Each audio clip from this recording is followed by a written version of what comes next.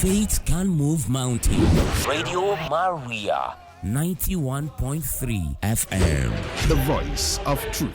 Good afternoon. Welcome to Moments of Realities on Radio Maria 91.3, the voice of truth. It's your lady, Eucharia.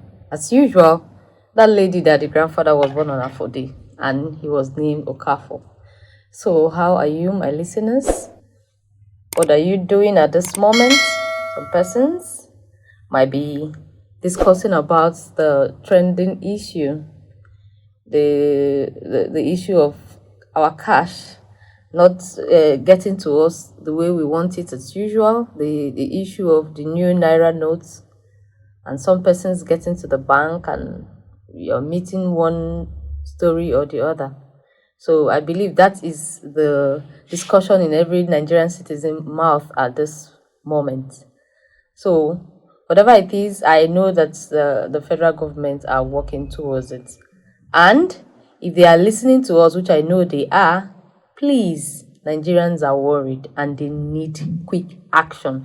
It's not really nice that sometimes you go to the ATM, you want to make withdrawal, and you queue up the whole day just to withdraw money.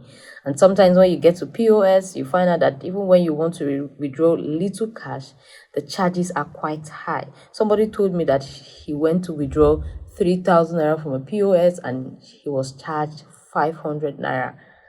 And somebody said that he went to withdraw 20,000 naira from a POS and she was charged 2,000. That's quite high. So please, the federal government, I believe they are listening to us. Please, something should be done. So, how are we today? You know, as usual, every Thursday we have one or two things to share. This program, it's always having these two segments. The first one is where we have to read up our write-up. I told people that I love to write. I love to write a lot. So definitely I must always want to read out my write-up so that you can hear me and we interact about it. And the second segment will be our interactive moment. So as usual, let's go for a short break. When we come back, we'll continue. Welcome back. For those who were not around when we did our previous introduction, we said this is Moments of Realities on Radio Maria 91.3, the voice of truth. That radio that always keeps you informed and never deformed. And like we said, it's the voice of truth. So whatever we're telling you here has been well researched, and we are saying nothing but the truth and those information that will keep you well informed. So before we went for a short break, like I said, you know, I love to write, and sometimes whenever I finish writing, I want to share with us. So today I wrote on what I titled The Woes of Women. Yes, the woes of women. What are those things that women are actually experiencing that seems to be unfair? So let's go. I said the topic is the woes of women. Tina was happy to hold Jennifer in her arms. Jennifer has promised to be a better mother than her real mother. The trauma of being abused by her own uncle in her home was a worrisome issue that affected her life. Back home from school, he meets her and tried to force himself on her. But Tina ran away and waited till her mother comes back home. She narrated the incident to her mother, but she was given a hard smack and was told, "Don't defame my brother." And she felt so bad and made up her mind to keep quiet because she cannot trust her mother. Here comes another story. Nina was pregnant. The joy she felt evaporated when she heard her mother-in-law tells her husband, "Take her to the physician, who will test her and tell us if we are getting an heir to the family. If that is not the case, do the needful there and then." "I want my baby," she cried. Nina cried, but to no avail, as her spineless husband bowed to her mother's wishes. Women, they say, are weak at sex. But when I hear stories of what they pass through as mother, wives, daughter, and other related position, I cannot but imagine if that comment, weaker sex, was a fallacy. Women have strength that amaze. They bear children, carry burden, yet hold faith. Happiness, love, joy. They smile when they want to scream. They sing when they want to cry. They stand up against injustice. They fight for what they believe in. They lend a shoulder to cry on, pat the back at the same time. But I hate to accept this truth about women sometimes, because it makes me see everything about women as pain and stress. Maybe I'm that Nigerian girl who might have been exposed to some unfair practice and belief about women. If I was from the Western world, I would think differently. A girl child is reminded when she makes mistake that she will marry someday, and if she is not well behaved, she will not have a good home. So when such a girl is married and there is a problem in her home, she sees herself as a failure because of the inaccurate belief that a successful home is built by a woman. To me, this does not really sound right. Because if it will take one person to build a successful marriage, then why should we define marriage as a union of a man and a woman? Or was the definition made for the sexual purpose of the marriage? Of course not. When a woman has a leadership potential and she wishes to be in politics, people will judge her as a rigid woman who will not be submissive.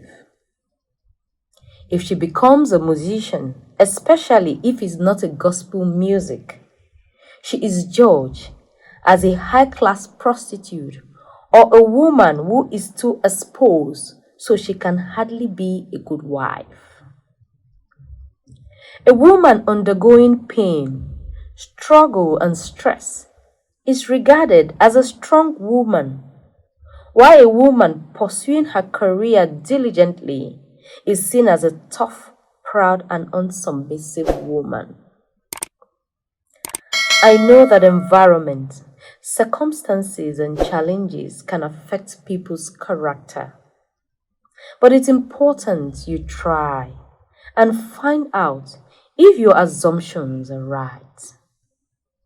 Sometimes, give some person benefit of a doubt. Test your knowledge and be sure of what you believe.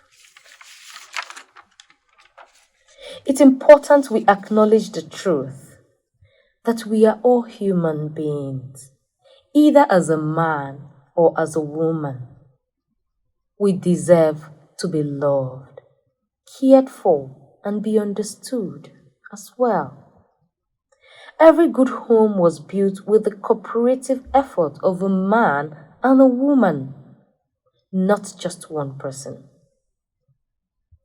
As a man, never leave the upbringing of your child in the hands of your wife alone.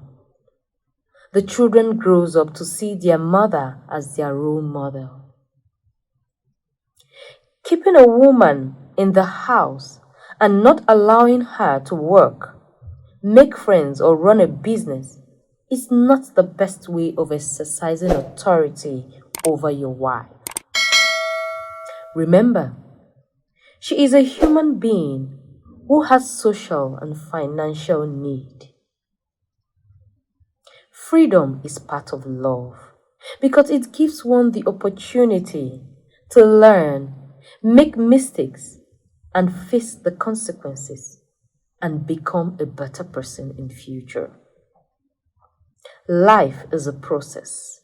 Enjoy it. To all the women out there listening to my voice, I advise you and my own self. Despite the numerous expectations from our loved ones, learn to take it easy on yourself so that old age will not be a difficult period for you. Just like an adage in Igbo language, Abacha Igu Onanoku. That down steps gives pain to the waist. That is, the effect of today's stress comes up at old age. To the young girls, love with caution. Fall in love with caution. It is not everything or everybody that makes you happy is good for you or good to be with you. Just like sugar is sweet, but if not taken with caution, can kill as well. The more preventive pills you take, the more negative effect it gives to your body. It's not about what makes you happy. It's about what makes you live. This is the end of my write-up. And before we conclude this segment, I want to leave us with an African proverb. Every woman is beautiful until she speaks. So, before you speak, think. Let's go for a short break. When we come back, let us discuss. Call in and tell us, as a woman, what is that challenges you don't like? As a woman, what is that thing you feel that you're being denied of? What is that thing you feel that you need to speak up, that we need to correct as a Nigerian, as an African, as a man? What is that way you feel that women are exhibiting, that character or that behavior you feel that women are exhibiting, and an issue it is wrong that need to be corrected so that the new generation can learn from us? So let's go for a short break.